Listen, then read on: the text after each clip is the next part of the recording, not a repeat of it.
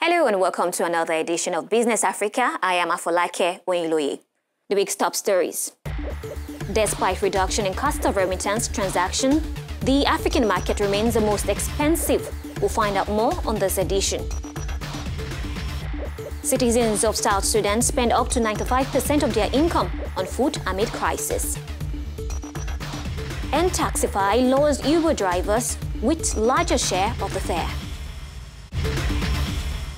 A new report by the International Fund for Agricultural Development has revealed that since 2011, Africa has had the largest reduction in remittance transaction costs. Notwithstanding, the African market remains the most expensive for remittances on the global average. In the following report, William Baye and Mike Dibie take interest on the reasons for the reduction. Fees for remitting money vary widely between providers and countries. However, moving money between African countries can cost much more. For example, sending money to Tanzania from neighboring Kenya or Rwanda costs an average of 22%. However, it is cheaper to send $200 to Africa today than it was in 2011. According to a new report by the International Fund for Agricultural Development, IFAD, since 2011, Africa has seen the largest reduction in cost of remittance transactions. Despite the reduction, the African market remains the most expensive for remittances and costs are higher than the global average. The 14.6% cost to remit $200 in Southern Africa is the highest in the world. The high cost as a result of the prevalence of cash transactions with poor infrastructure and a lack of competitors locally, making it a preferred option. For example, the cost of remitting $200 in Southern Africa is 14.6%, East Africa is 10.8%, Middle Africa is 10.2%, Western Africa 7.9%, global average 7.45%, and Northern Africa 6.4%. Despite the high cost, African countries received around $600 billion in remittances last year. Nigeria, Egypt, and Morocco accounted for more than half of the remittances to the continent in 2016.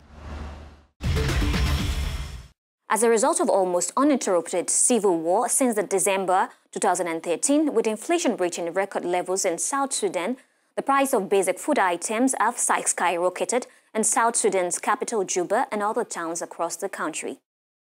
Let's hear more from Michael Oduwa and Selch Kofi.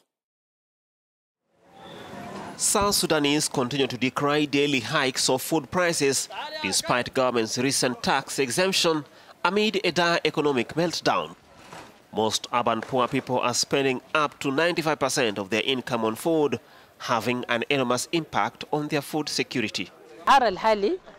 The current prices are very high, much more than in the previous years. I came today with £6,000, but watch, the shopping cart is not even complete, and it has cost me over £6,000. I received my last salary in January, but nothing in February, nothing in March or April, nor even May, and we are now in June. Experts say that prices of commodities countrywide are increasing on a daily basis, and this has negatively impacted on the poor people, leaving a majority of them unable to afford food for their families.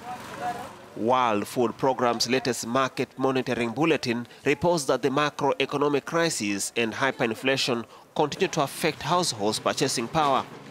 Shortages and depreciation of local currency, coupled with rising cereal prices and shortages of imported commodities in local markets, are affecting food security of households and increasing vulnerability. Currently, the prices have tripled. The flour has increased from £600 to £1,500. It has increased too much, but not just a little. We now request assistance from God. The UN says that nearly half the country's population of about 5.5 million people is expected to lack food by July this year. The National Bureau of Statistics indicated that the overall year-to-year inflation rate and food inflation rate in April 2017 stood at 272.6% and 267.5% respectively. The price of sorghum and white maize drastically increased and cost up to 8 times more than the same time last year. Taxify is set to take on giant Uber in taxi business. Stay with us for the details.